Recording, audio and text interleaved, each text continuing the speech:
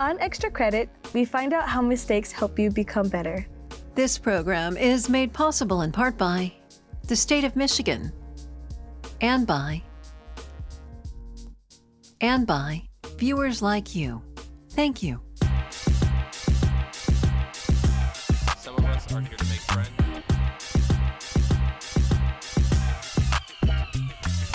Students sign their name to make it their own. Really, this show is about hearing from us.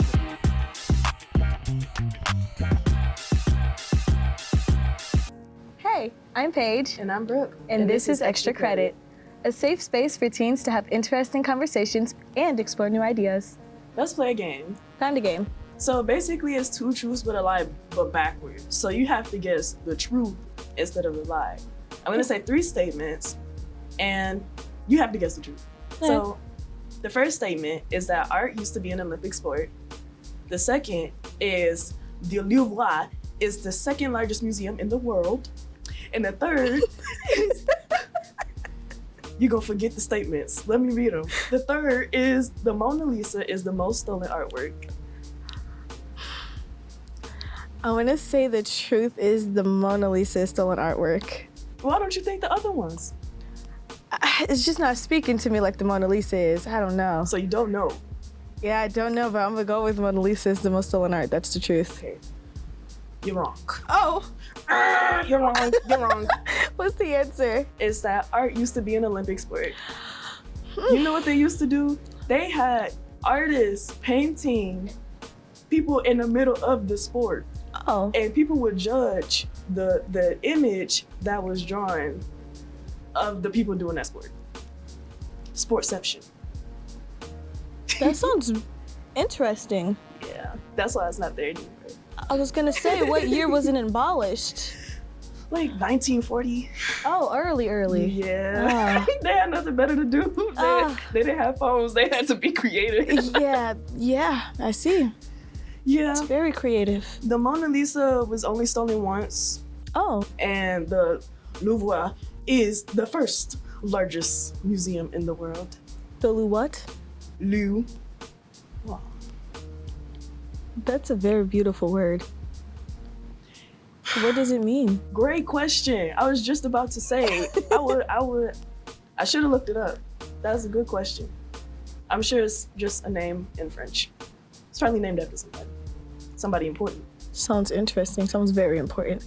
Very sophisticated. Very important. Hopefully it wasn't a mistake. Okay, last one. So 2 lies, 1 truth. Okay. First statement is that the tea takes a decade to grow. Mm-hmm. The second statement is that tea is the 3rd most consumed drink in the world. And the third is that tea bags were invented in the 20th century. Tea bags were invented in the 20th century. No, I feel like that's a lie.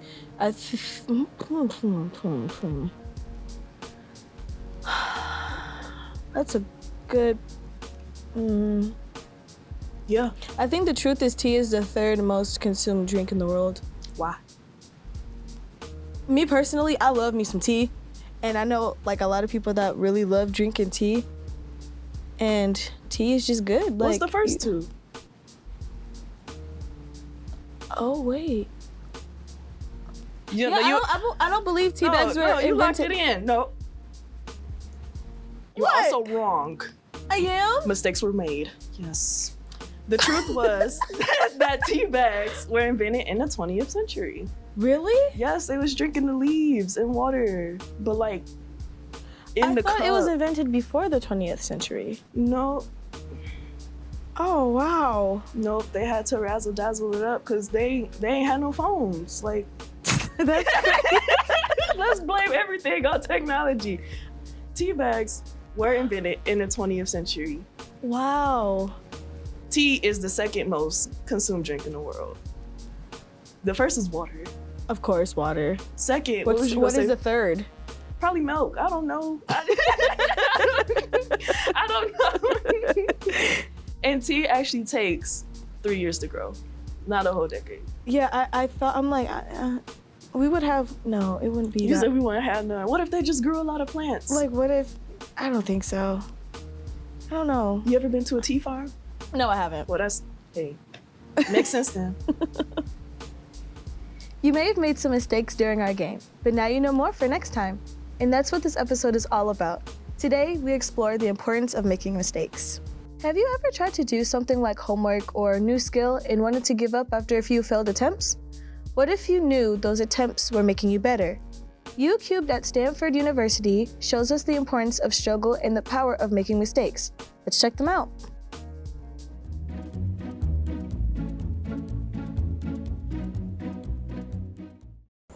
Welcome! We're so excited you're joining our ranks. We could definitely use some help spreading our messages to math learners all around the world. We know you've been doing some training, but we have one final task before you can go and save the world. I'm ready to go! How about we start with some non-math examples?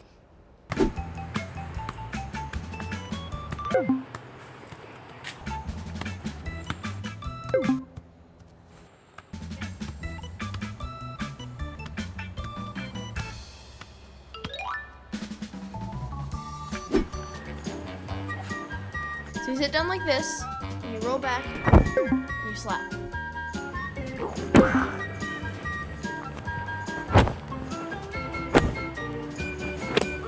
Okay.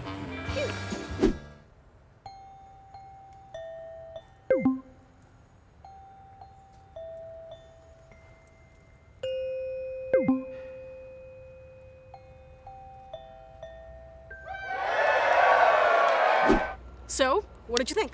That was so cool. I was impressed that they kept going even when they were making mistakes. Yeah, well, now it's time for a real UQbian assignment. Kids doing math.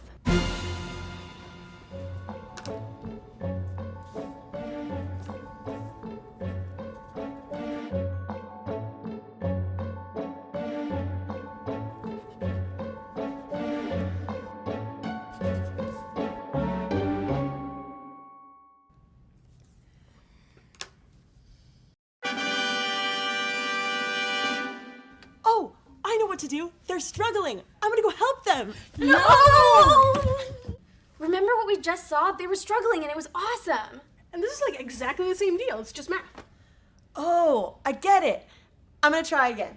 Yeah. Hey friends, what's up? This is so hard. My brain hurts. I'm tired. I thought I knew this, but I just can't solve it. That's great. I love to hear it. Being at the very, very edge of your understanding is actually when you learn the most. Yeah, you're probably gonna make lots of mistakes, and that's awesome. If you were working on easier problems and getting everything right, you wouldn't be learning as much. Yeah, remember when you were practicing, you were doing your jiu-jitsu, you were playing soccer, and you were practicing your glockenspiel? The three of you were really struggling, but that's because you were really learning. And this is exactly like that.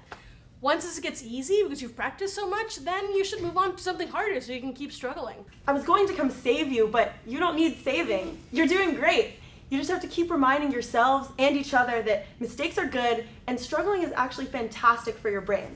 Soon, these problems won't even be challenging anymore, and that's when you know you're ready to find some harder ones. Cool. That's really cool.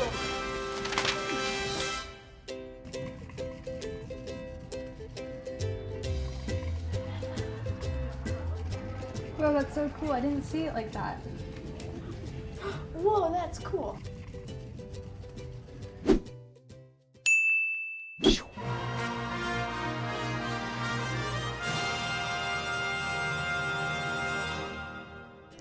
Researchers have studied people who've reached a very high level of achievement to see how they got there. And they found that nobody was born with a special brain, but they engaged in a very particular kind of practice. And the researchers described it like this. They said that the people who achieved the most were those who were always pushing at the edge of their understanding, making mistakes, correcting them, making more mistakes. They weren't getting work correct all the time, they were always struggling. They set high targets for themselves, and if they became stuck, they tried a different approach so that they could keep going. Researchers also found that there really are no limits to what people can do. When people don't go on to high achievement, it's usually because they give up, not because they've hit actual roadblocks that they can't get past.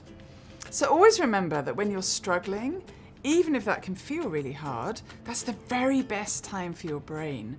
And keep going. Never give up on maths. Always remember you can learn anything.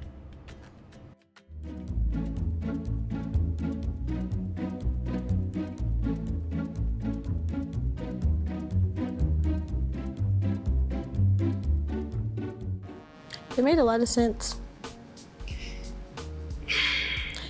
I don't know, like, because I associate struggle, like, obviously you having trouble doing something. And for them to be like, struggle, you can struggle, it's okay, struggle. It's like, what? Like, it's just weird to hear. I get where it was coming from. And it is good. She did come in with the facts at the end. It was just like, I had to like rewire my preconceptions about what they were talking about. And it did start to make a lot of sense. I mean, obviously you didn't have to, you just know, you smart with that. Like, it took me a minute. It did throw me off when she was like, yeah, that's great to hear. I'm like, oh, like, you're not gonna help me? They supposed to encourage, but that was encouraging. But that was encouraging struggle. It's confusing, but they explained it. Yeah, when they explained it, I understand it a lot. I'm like, oh, like, I'm at the peak of learning. Exactly. That's why I'm struggling. And struggling is, you know, when you make mistakes, it's the peak of learning and getting to know what you're about to do. I always did struggle, especially with math, for real. It's because like the encouragement wasn't there. Whenever I talk to somebody older than me, they're like, oh, I'll never use math again. I'm like, oh, what are you doing? Like, what happened? Let's dive a bit deeper. Here's UCube's Mistakes Are Powerful.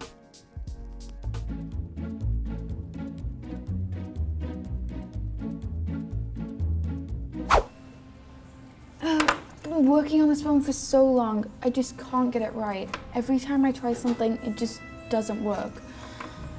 I keep on messing up. I should just give up. Hey! We've been alerted to this area because there's a ton of brain growth going on. What do you mean? I've been failing at this problem. Your brain has grown so much while working on this problem? But I can't figure out. I've just been making mistake after mistake. I can't do it. Exactly. Every time you make a mistake, a synapse fires in your brain. Synapses are connections that your brain makes every time it grows and creates new pathways. Really? Yeah, struggle and mistakes and challenge are great for your brain. Your brain is like a muscle. The more you work it, the stronger it gets. And challenging problems are great workouts. So I should make mistakes and struggle? Yes, we learn a lot and have a lot of brain growth, especially when we're making mistakes and working on hard problems. So don't give up, keep going. Some problems go unsolved for years, and that's fine. What's important is how much you learn while you're trying to solve them. Keep taking risks, keep making mistakes. Yeah, and your mathematical thinking process is super important and awesome. So if you keep learning and making mistakes, that's what's important. Wow, I had no idea. I'm gonna keep working, and when I make a mistake, I'll know that my brain is growing. Scientists now know that when you make a mistake, synapses fire in the brain. In fact, more synapses fire when you make a mistake than when you get work correct. So you mean when you make a mistake, but then you work through it and get it right, your brain grows? Well, working through a mistake's a good thing to do, but what they actually found was that people's brains grew and synapses fired, even when they didn't know they'd made a mistake. So the study showed that there were two possible synapse firings. The first came when people made a mistake, and the second came when they became aware they'd made a mistake. But how can a synapse fire when you don't even know you've made a mistake? That's a great question, and the best knowledge we have on this is your brain grows when you make a mistake, even if you're not aware of it, because when you make a mistake, that's the time when your brain is struggling and challenged. And those are the very best times for brain growth. Oh, that's so cool. Thanks.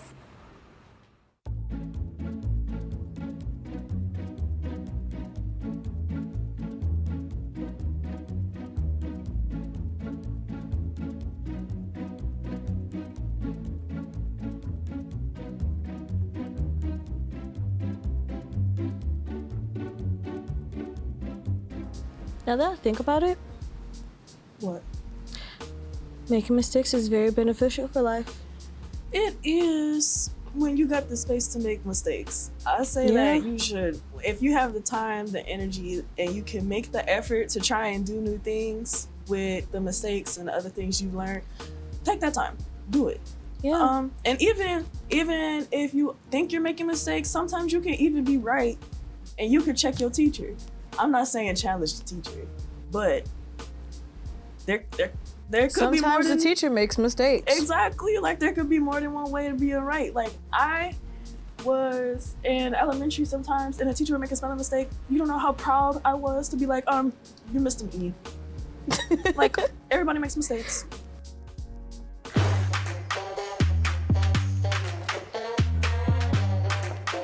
Hi, I'm Ryan, and I'm the head of software at Zipline.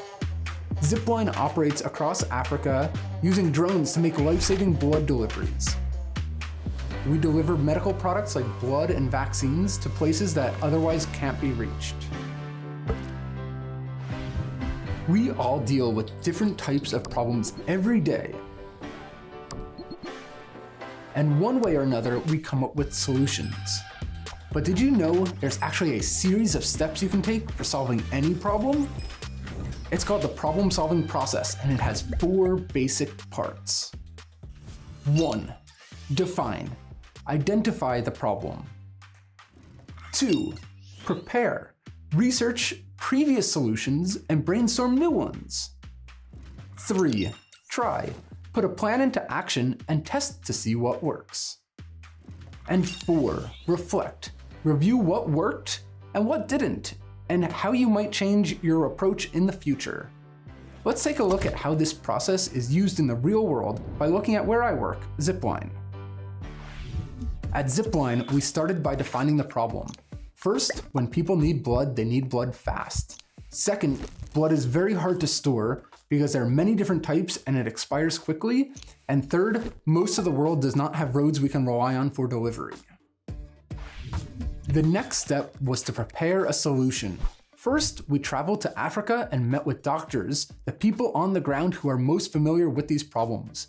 We learned that storing the blood in one place would really help, if only there was some way of getting the blood from that place to remote clinics on demand.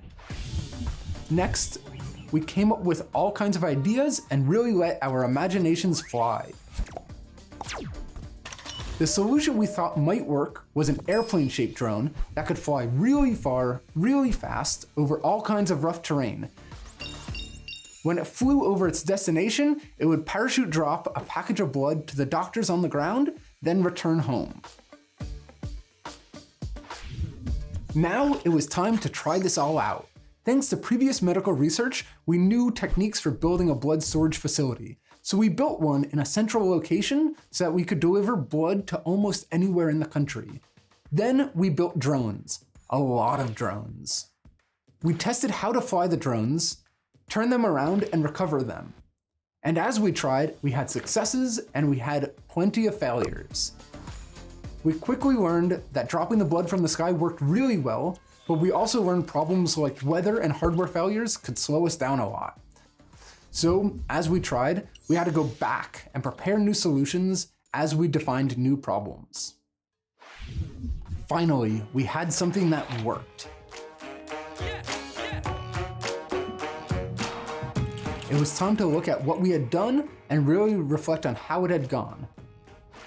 We reflected on our original definition of the problem and asked if our solution was better or worse than what existed before. We even started to think about how our solution might be used to address other problems. Could it work for delivering medicine or even organs? Could it work in reverse and collect items from distant locations? And could we get this solution to work in other countries? For each of these questions, we went back and we redefined our process and we made it better. The problem-solving process works in all kinds of areas: creative, personal, existential, you name it. By using these 4 steps, you can figure out a process to make anything work.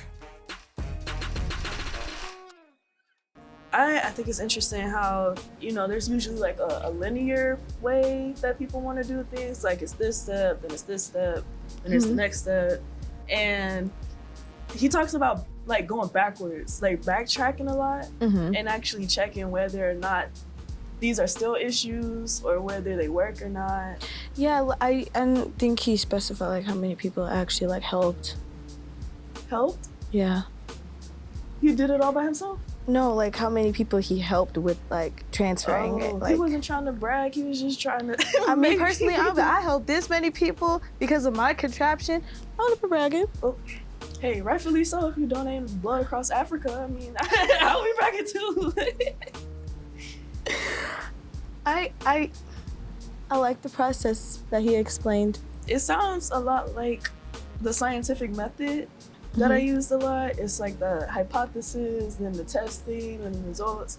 Then you mess up, go back to the hypothesis. Like, it's crazy how we basically hear the same thing throughout life, but it just has a different name. But all in all, we just learn that mistakes are okay. It's just, you know, sometimes they're funny, you know, and having classmates that are the same age as you and laugh at everything, even though you don't think it's funny. Yeah. It makes you not feel too good about your mistakes. But I'm glad these videos are here to remind us that, like, it's fine.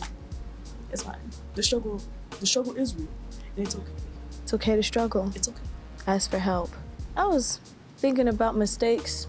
Then I looked down at this sign right here. Oh yeah, that's a big mistake. And that's okay. Could you read it for me? Extra Reddit. Reddit. Reddit. How do you even pronounce that? I don't know. I want to say, dude, mistakes happen. It's a mistake if it's wrong, but if I'm right, I'm right. Exactly. And we love that already. Exactly. But mistakes happen. Mistakes do happen. Exhibit A. Exhibit B. Mm. Exhibit A, Exhibit B. Exhibit A, Exhibit B. Next, let's hear from students from Emerson Elementary Middle School in Detroit on why they think people are afraid of making mistakes.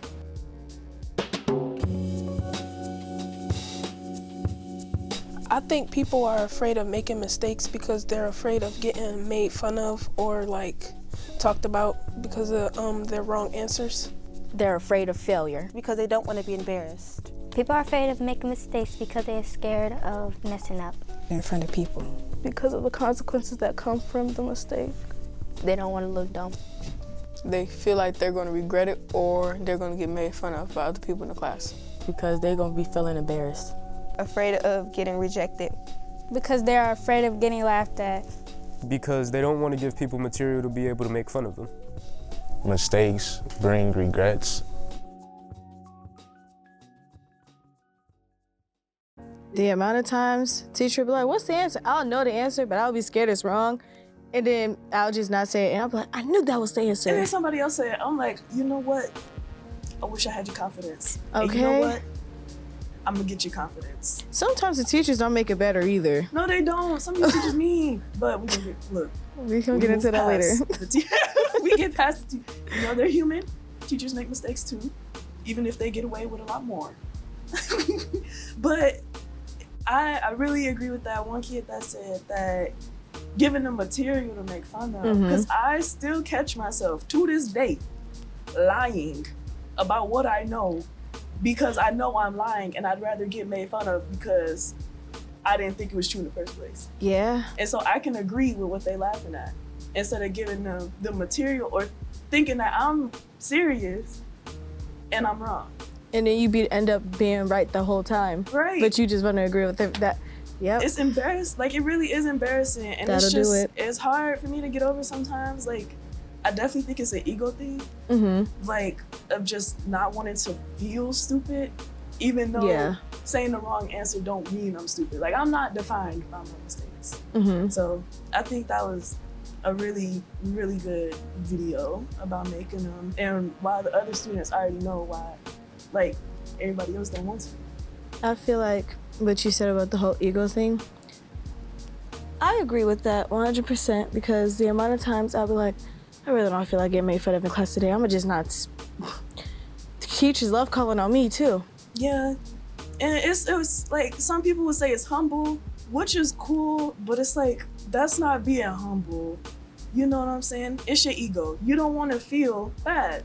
You know, but it's okay. Once we get over that, once people learn that mistakes are okay, and we can get over it.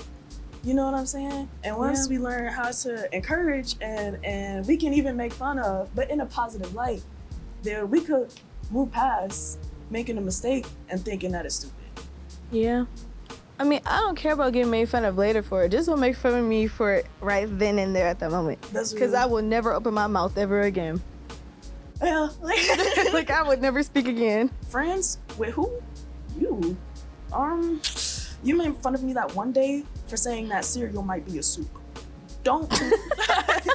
I don't know you. Okay. That's actually a good point. Cereal might be a soup. Homogeneous mixture. That's so real. I might be. Who knows? Mistakes happen. Mistakes happen. That's it for today for Extra Credit. We want to hear from you. How can you take, okay. Exhibit C. Exhibit C.